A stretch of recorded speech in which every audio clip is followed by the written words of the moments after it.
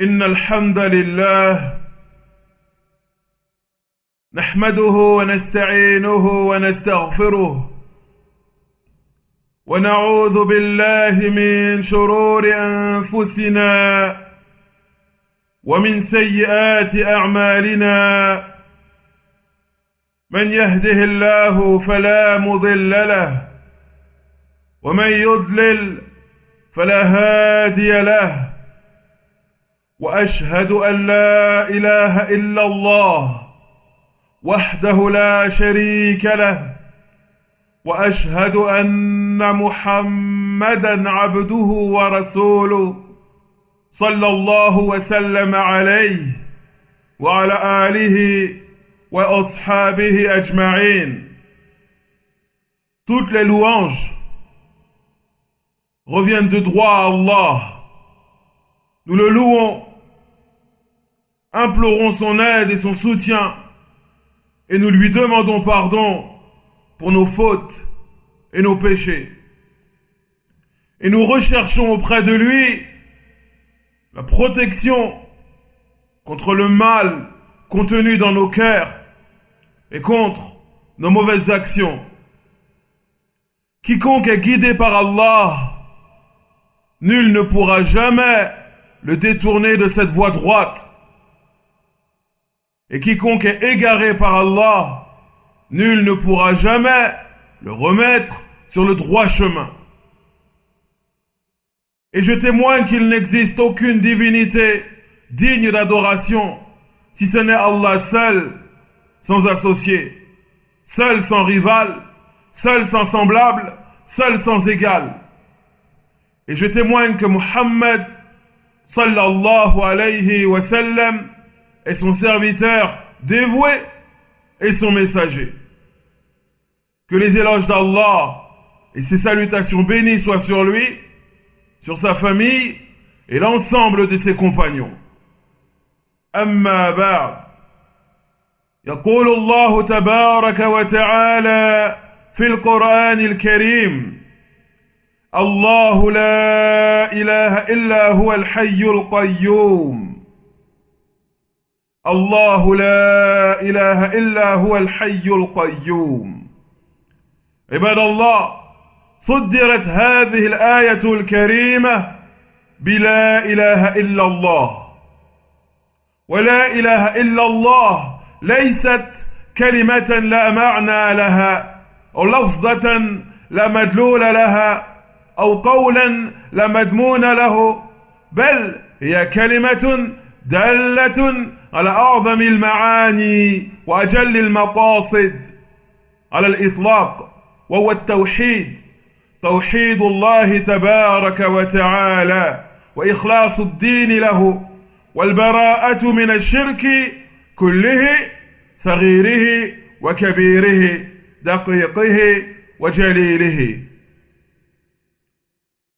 Serviteur d'Allah, Allah qu'il soit glorifié et exalté et adoré seul sans associé, nous dit dans son noble livre: Allahu la ilaha illa huwa al-hayyul qayyum. Il nous dit, en traduction relative et rapprochée du sens de ce noble verset, il nous dit: Allah, nulle divinité digne d'adoration en dehors de lui, le vivant, le subsistant par lui-même. Allah, nulle divinité digne d'adoration en dehors de lui, le vivant, le subsistant par lui-même. Ce noble verset, qui est le verset 2 de la sourate Ali Imran, ce noble verset débute par la parole d'unicité. Il débute par la parole d'unicité: La ilaha illallah. Cette parole n'est pas une parole dénuée de tout sens. Cette parole n'est pas une simple prononciation de la langue. Cette parole, La ilaha illallah, n'est pas une simple succession de mots et de termes, mais plutôt, c'est une parole qui indique, qui implique la meilleure des choses. C'est une parole qui possède la meilleure des significations, une signification profonde, C'est une parole qui appelle à la meilleure des choses, au meilleur des buts, de manière globale et absolue. C'est une parole qui appelle au tawhid, à l'unicité d'Allah, et au fait de l'adorer seul, de manière pure et exclusive. C'est une parole qui appelle également au délaissement du shirk, au délaissement du polythéisme et de l'associationnisme, que ce soit le grand shirk, le grand polythéisme, le grand associationnisme, ou que ce soit le petit shirk, que ce soit un shirk apparent ou caché.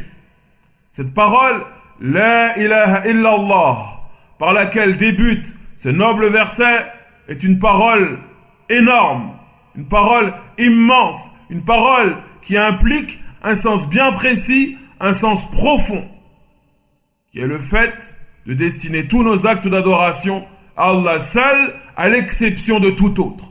Rien ni personne n'est en droit de se voir attribuer quoi que ce soit des actes d'adoration, si ce n'est Allah seul, sans associé.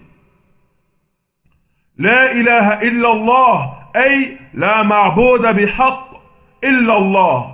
كما قال تعالى ذلك بأن الله هو الحق وأن ما يدعون من دونه هو الباطل فهو وحده دون سواه المعبود بحق. الله جل وعلا هو الذي يفرد بالعبادة كالصلاة والصيام والدعاء والتوكل والخوف والرجاء وغير ذلك من العبادة. La ilaha illallah signifie que nul n'est en droit d'être adoré véritablement si ce n'est Allah. Nul n'est véritablement en droit d'être adoré si ce n'est Allah. C'est pour cela qu'Allah lui-même nous dit dans son noble livre ذلك بأن الله هو الحق وأن ما يدعون من دونه هو الباطل. C'est ainsi qu'Allah, c'est lui la vérité, tandis que tout ce qu'ils adorent en dehors de lui, tout ce qu'ils invoquent en dehors de lui, est le faux. C'est ainsi qu'Allah, c'est lui la vérité, tandis que tout ce qu'ils invoquent en dehors de lui, tout ce qu'ils adorent en dehors de lui, est le faux. Ainsi, Allah, subhanahu wa ta'ala, est le seul à mériter l'adoration, à l'exception de tout autre. Allah est celui qui se doit d'être singularisé par nos actes d'adoration, que ce soit la prière, que ce soit le jeûne, que ce soit l'invocation, que ce soit le fait de s'en remettre pleinement et complètement, que ce soit la peur des choses invisibles, la peur de l'occulte, que ce soit l'espoir. Tout acte d'adoration se doit d'être destiné à Allah seul. Il est le seul véritablement en droit d'être adoré. Il est le seul à mériter l'adoration.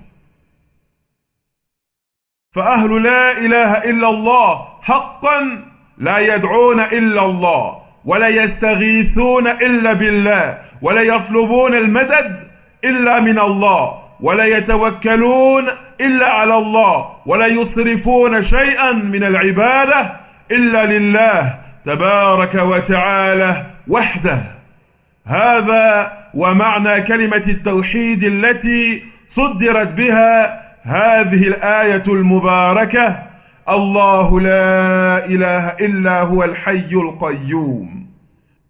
Ainsi, les véritables monothéistes, les véritables partisans de cette parole, La ilaha illallah, sont ceux qui n'invoquent qu'Allah seul, ceux qui ne recherchent l'aide et le secours qu'auprès d'Allah seul, ceux qui se remettent pleinement et complètement à Allah seul, et ils ne destinent rien de leurs actes d'adoration à autre qu'Allah. Ils ne destinent rien de leurs actes d'adoration à autre qu'Allah. Ils n'attribuent rien de leurs actes d'adoration à autre qu'Allah, qui que ce soit ou quoi que ce soit. Et tel est le sens de la parole La ilaha illallah. Cette parole indique, cette parole implique que nul n'est en droit d'être adoré en vérité, si ce n'est Allah, seul sans associé. Rien ni personne, qui que ce soit, nul n'a le droit de se voir attribuer quoi que ce soit des actes d'adoration, si ce n'est Allah. Nul n'est en droit, qui que ce soit, ou quoi que ce soit, de se voir destiner quoi que ce soit des actes d'adoration, si ce n'est Allah. Tel est le sens de la parole La ilaha illallah. Et c'est par cette parole que débute ce noble verset Allahu la ilaha illa huwa al-hayyul qayyum. Allah, nulle divinité n'est en droit d'être adorée en dehors de lui, le vivant, le subsistant par lui-même.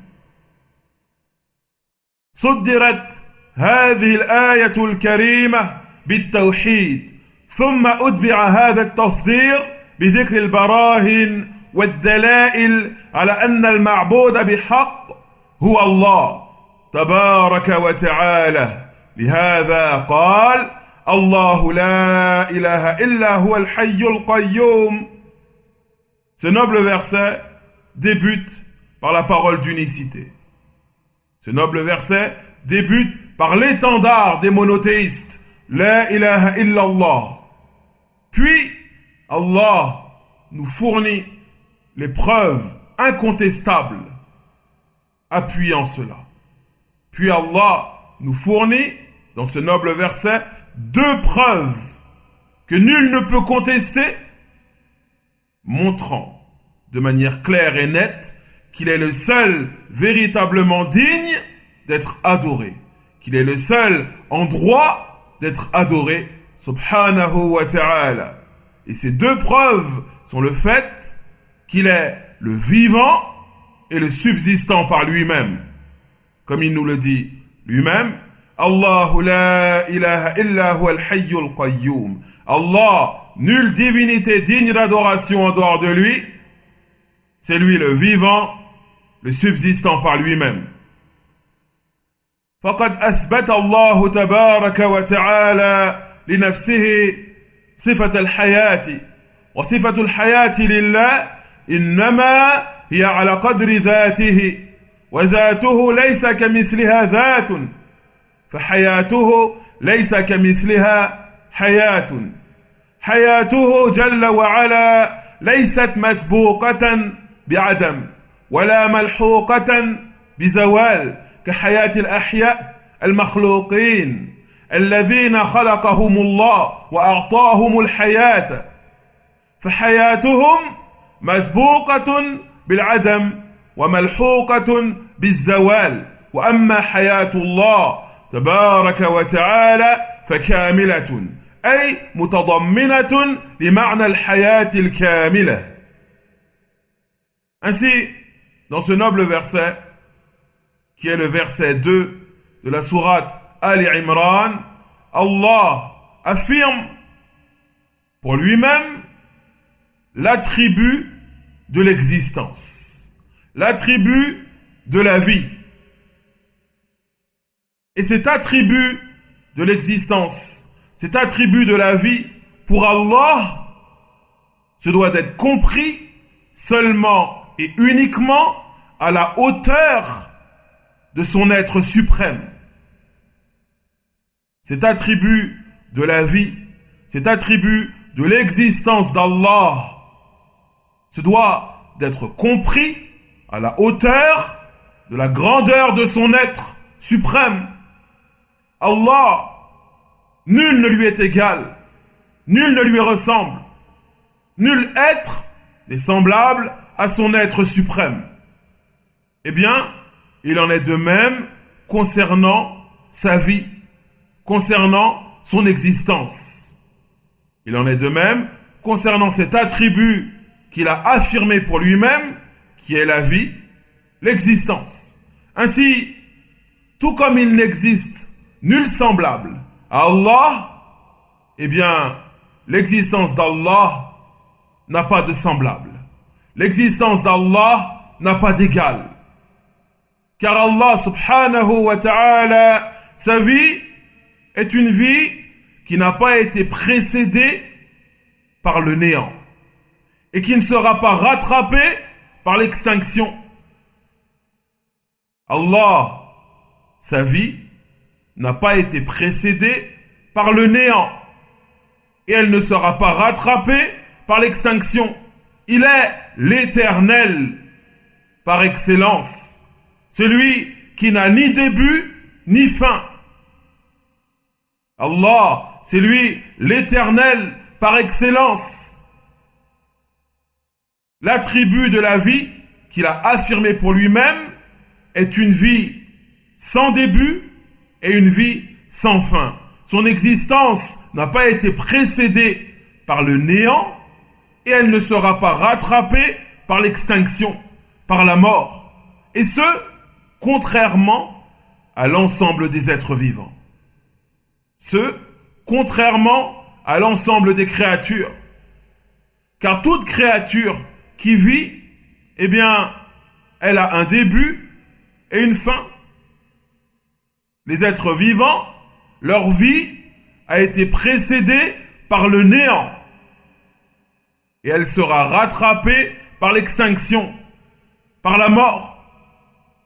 Tandis qu'Allah, lui, sa vie, c'est une vie parfaite, une vie complète, une vie qui n'a ni début ni fin, une vie qui implique toutes les significations d'une vie parfaite et complète.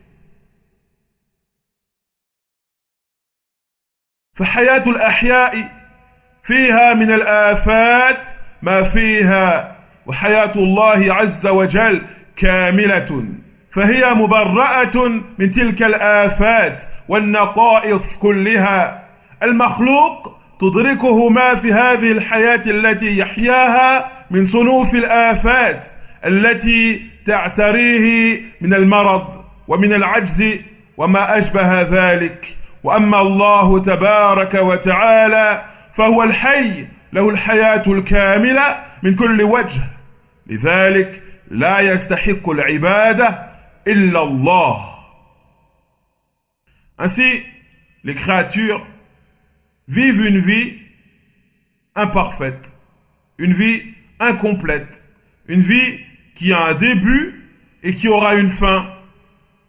Tandis qu'Allah, subhanahu wa ta'ala, lui, sa vie est une vie parfaite, une vie complète, une vie préservée de tout défaut et de toute défectuosité. Une vie préservée de tout défaut et de toute défectuosité.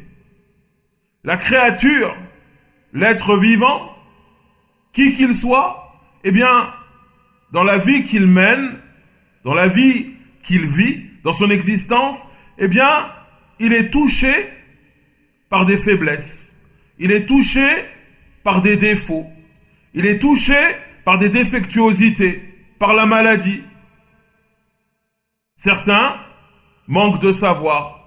Certains ont une faible vue, ont des maladies, des absences, etc. Tout être vivant, toute créature vit une vie imparfaite, une vie incomplète, une vie dans laquelle il sera touché par des faiblesses, des maladies, des défauts, des manquements, etc.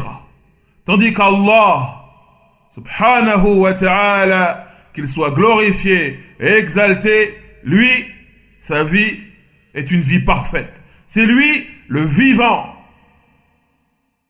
C'est lui le vivant. Celui qui détient une vie parfaite dans tout ce qui la concerne. Une vie parfaite dans tout ce qui la concerne. De manière globale et détaillée. Et c'est pour cela que nul n'est en droit d'être adoré si ce n'est Allah, celui qui détient cet attribut de la vie parfaite, celui qui détient cet attribut de la vie complète. Allahu la ilaha illa huwa al-hayyul qayyum. Al-qayyum ay al-qa'imu bi nafsihi wal-qa'imu ala ghayrihi. القائم بنفسه فلا يحتاج إلى أحد والقائم على غيره فكل أحد محتاج إليه. قال الله تعالى: يا أيها الناس أنتم الفقراء إلى الله والله هو الغني الحميد. ويقول أيضا: إن الله يمسك السماوات والأرض أن تزولا ولئن زالتا إن أمسكهما من أحد من بعده. Ainsi, Allah nous dit dans son noble livre: Allahu la ilaha illa huwa al-hayyul qayyum. Allah, nulle divinité digne d'adoration en dehors de lui, c'est lui le vivant, le subsistant par lui-même. Al-Qayyum, le subsistant par lui-même, signifie celui qui subsiste par lui-même, mais également celui dont l'ensemble de la création a besoin pour subsister. Al-Qayyum signifie celui qui subsiste par lui-même, mais dont l'ensemble de la création, l'ensemble des créatures ont besoin pour subsister. Allah n'a besoin de rien ni personne. Il se passe de l'univers tout entier et de ce qu'il contient. Tandis que l'univers tout entier et ce qu'il contient a besoin de lui de manière essentielle et vitale. Allah se passe de toute chose, mais toute chose a besoin d'Allah. C'est pour cela que lui-même nous dit dans son noble livre: Ya ayyuhan nas, antumul fuqara'u ila Allah, wallahu huwal ghaniyyul hamid. Ô gens, vous êtes les nécessiteux envers Allah. Vous êtes ceux qui ont absolument besoin d'Allah dans toutes leurs affaires. Tandis qu'Allah, c'est lui le riche par excellence, le digne de louange. Tandis qu'Allah, c'est lui le riche par excellence, le digne de louange. Et Allah nous dit également dans son noble livre: Inna Allah yumsiku as-samawati wal ard an tazula wa la in zalata in amsakahuma min ahadin min ba'dihi. Il nous dit: certes, Allah retient les cieux et la terre afin qu'ils ne s'affaissent pas, afin qu'ils ne disparaissent pas dans le néant. Et s'ils s'affaissaient, nul ne pourrait les retenir en dehors de lui. Et s'ils s'affaissaient, s'ils devaient partir dans le néant, les cieux et la terre, nul ne pourrait empêcher cela si ce n'est Allah seul sans associé. فالله غني عن جميع خلقه وهم جميعا في حاجة ماسة إليه إذ وجودهم منه سبحانه وتعالى كما قال تعالى: ومن آياته أن تقوم السماء والأرض بأمره لذلك لا يستحق العبادة إلا الله الله لا إله إلا هو الحي القيوم. Ainsi, Allah, c'est lui le riche par excellence, celui dont l'ensemble de la création a besoin pour subsister. Allah, c'est lui le riche par excellence, celui qui se passe de tout. Mais toute chose, l'ensemble de la création, l'ensemble des créatures, l'ensemble des êtres vivants ont besoin de lui pour subsister. Tous ont besoin de lui pour subsister, vu qu'il est l'origine de leur existence. C'est lui qui leur a octroyé la vie. C'est lui qui les a tirés du néant pour les faire exister. C'est pour cela que l'ensemble des choses composant cet univers, l'ensemble de la création, l'ensemble des créatures ont besoin d'Allah pour exister et pour subsister. Comme il nous le dit lui-même dans son noble livre: وَمِنْ آيَاتِهِ أَنْ تَقُومَ السَّمَاءُ وَالْأَرْضُ بِأَمْرِهِ. Et parmi ces signes, le fait que les cieux et la terre sont maintenus par son ordre. Et parmi ces signes, le fait que le ciel et la terre soient maintenus par son ordre. Le ciel et la terre, l'univers tout entier n'existe que par l'ordre d'Allah. Le ciel, la terre, les habitants du ciel et les habitants de la terre n'existent seulement et uniquement que par l'ordre d'Allah. C'est pour cela que tous, du premier jusqu'au dernier, sont dans un grand besoin envers Allah. Tous sont nécessiteux envers Allah. Tous sont des misérables ayant fortement besoin de leur Seigneur, Al-Qayyum. C'est pour cela que nul n'est en droit d'être adoré, nul n'est en droit d'être invoqué, nul n'est en droit de se voir attribuer ou destiner quoi que ce soit des actes d'adoration, si ce n'est Allah, Al-Hayyul Qayyum, le vivant, le subsistant par lui-même.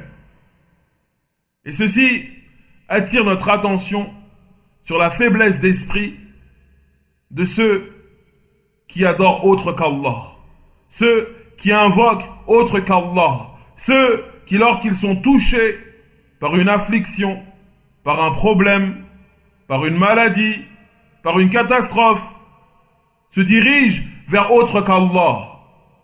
Celui qui détient toutes choses en son pouvoir, celui qui a fait exister l'univers tout entier et ce qu'il contient, celui qui fait subsister toutes ces créatures, la création tout entière, eh bien, c'est lui vers qui tu dois te tourner, car il est le seul à détenir entre ses mains la solution de tes soucis, la solution de tes problèmes, la solution à tes afflictions. C'est lui qui détient toutes choses entre ses mains.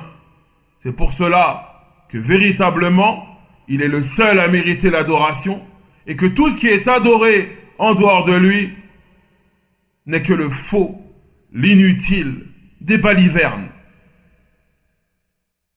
عباد الله إن الفقه بأسماء الله الحسنى باب شريف من أبواب العلم بل يدخل دخولا أوليا ومقدما في قوله صلى الله عليه وسلم من يريد الله به خيرا يفقهه في الدين وشرف علم بشرف المعلوم وليس هناك علم أشرف ولا أجل من علم التوحيد الذي يتعلق بمعرفة الله تعالى وأسمائه وصفاته فعليكم بالتوحيد يا عباد الله عليكم بالسنة عليكم بسبيل المؤمنين لعلكم تفلحون. Serviteurs d'Allah, la connaissance des noms parfaits d'Allah, de ses attributs, eh bien, c'est un chapitre noble parmi les chapitres de la science islamique. C'est même la meilleure des sciences. Et cette connaissance entre en priorité et est concernée en priorité par la parole du prophète sallallahu alayhi wa sallam lorsqu'il dit Man yuridillahu bihi khayran yufaqihu fid din. Celui à qui Allah veut du bien, il lui enseigne la religion. Celui à qui Allah veut du bien, il lui accorde la compréhension de la religion. La connaissance des noms parfaits d'Allah et de ses attributs élevés entre en priorité dans ce hadith. Cette connaissance est concernée en priorité par ce qu'implique ce hadith. Celui à qui Allah veut du bien, il lui accorde la compréhension de la religion. Car la noblesse d'une science, l'importance d'une science est liée au sujet qu'elle traite.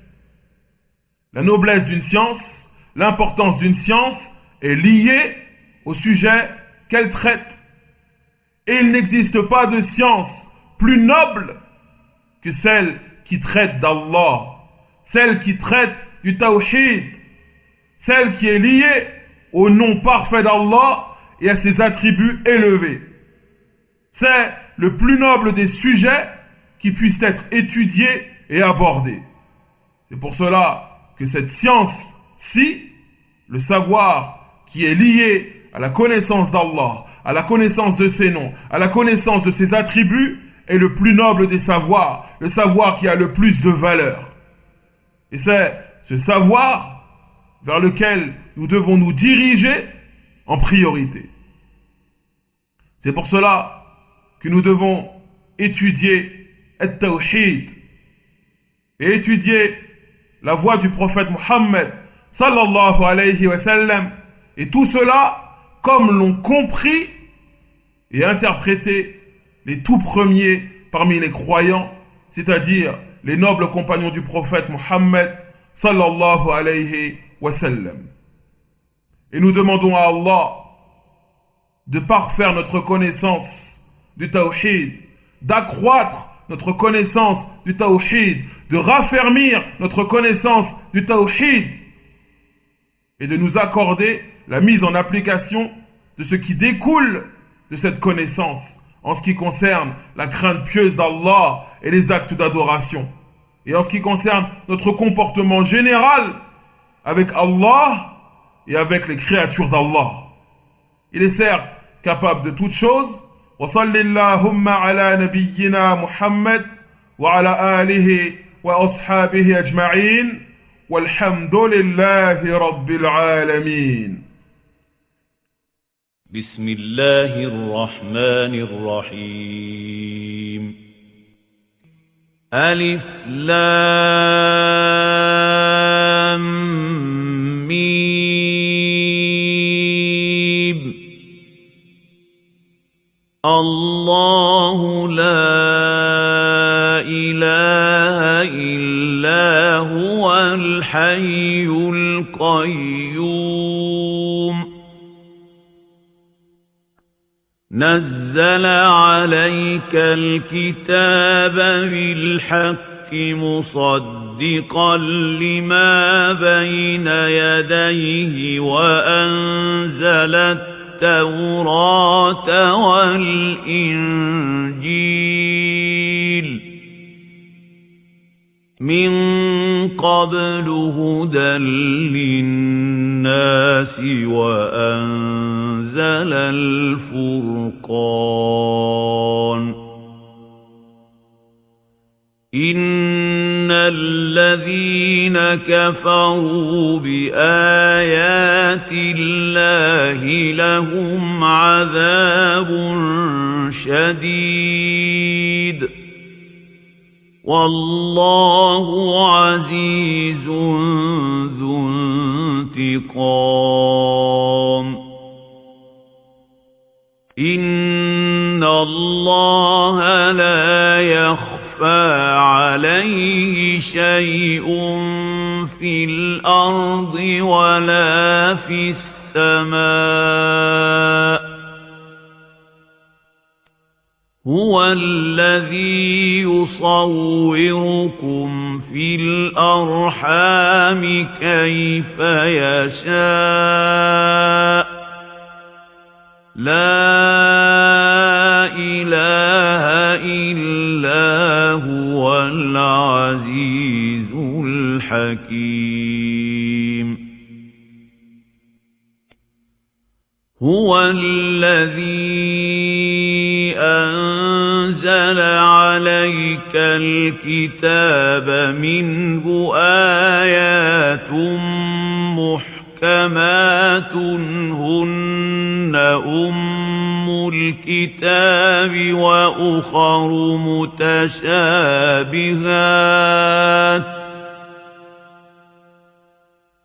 فأما الذين في قلوبهم زيغ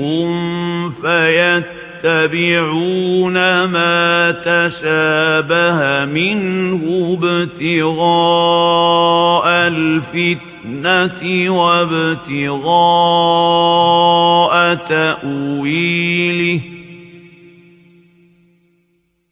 وما يعلم تأويله إلا الله والراسخون في العلم يقولون آمنا به كل من عند ربنا وما يذكر إلا أولو الألباب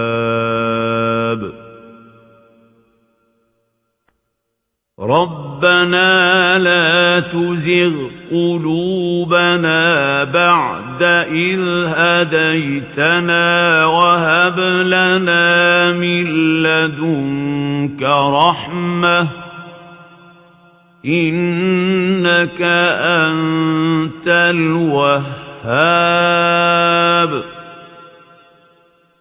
ربنا إنك جامع الناس ليوم لا ريب فيه إن الله لا يخلف الميعاد. 「 الميعاد